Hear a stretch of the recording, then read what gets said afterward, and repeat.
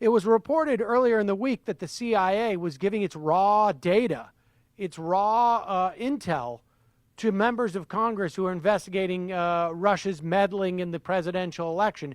And perhaps, maybe even more important, frankly, the relationships between people in the Trump camp, if not Trump himself, and members of the Russian government. But one thing to keep in mind, and this is slightly off topic, but it's not. We have, in a month or two special elections, one in Montana. And in fact, this week, the Democrats found a candidate, a former folk singer who beat out the other Democrats, first-time politician. And in Georgia, one is filling Tom Price's seat, the other, the Secretary of Interior.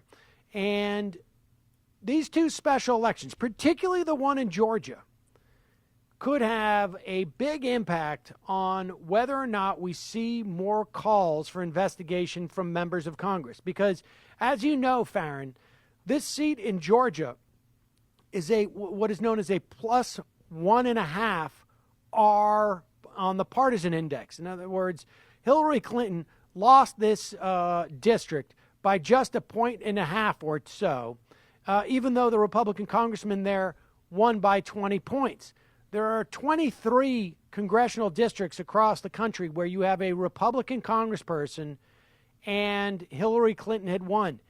If a district where Hillary Clinton lost, even by just a little bit, turns to a Democratic seat when you had the last Republican there winning by 20 points, you're going to have all 23 of those sitting congresspeople, as well as others, basically say, I'm not going down with the Donald Trump ship.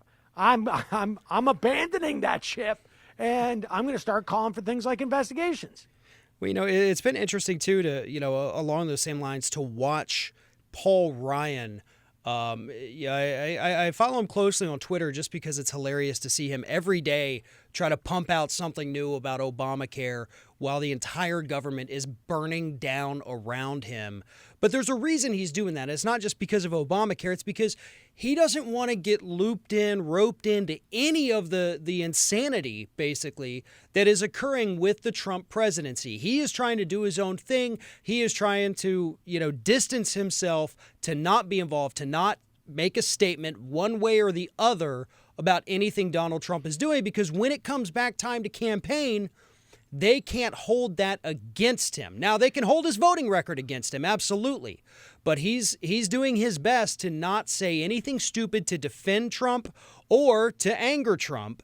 And that's something that, this is a calculated move by Paul Ryan, and we've seen a lot of others do that. And it is because, as you point out, they are worried.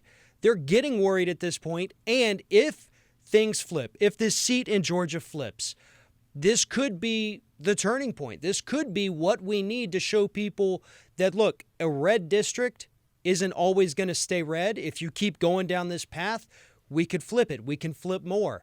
We can put more resources to these House seats that you've considered safe for so long. And so we might be able to get them to go along with investigations.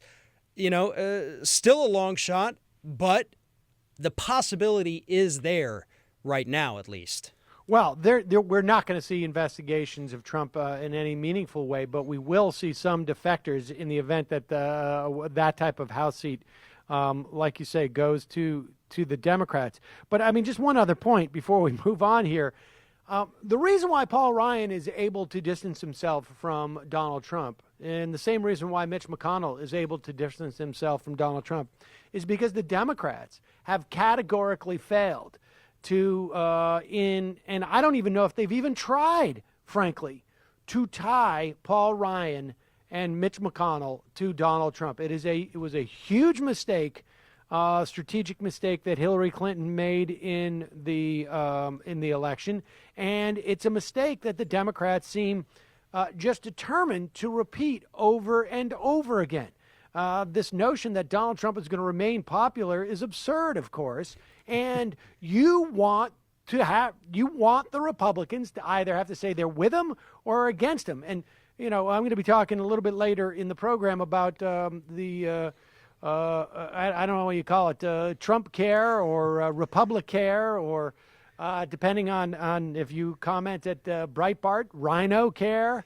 But we'll be talking about that. But that's another example of a place where you may see some cleavage and some cleave, I should say, with the Republicans and Donald Trump. But building upon that, though, if we want to talk about the fact that the Democrats are so inept, a perfect example is a couple weeks ago when Rand Paul came out and said, well, it doesn't make much sense for Republicans to investigate Republicans.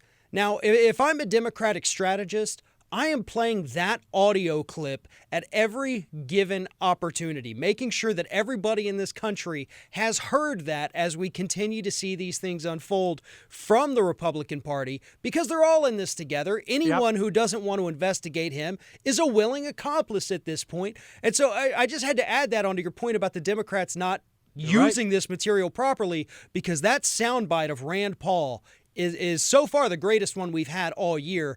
And it should be played every day until people know it by heart and know exactly who said it and why he said it. I just don't think it's useful to be doing investigation after investigation, particularly of your own party. We'll never even get started with doing the things we need to do, like repealing Obamacare, if we're spending our whole time having Republicans investigate Republicans. I think it makes no sense.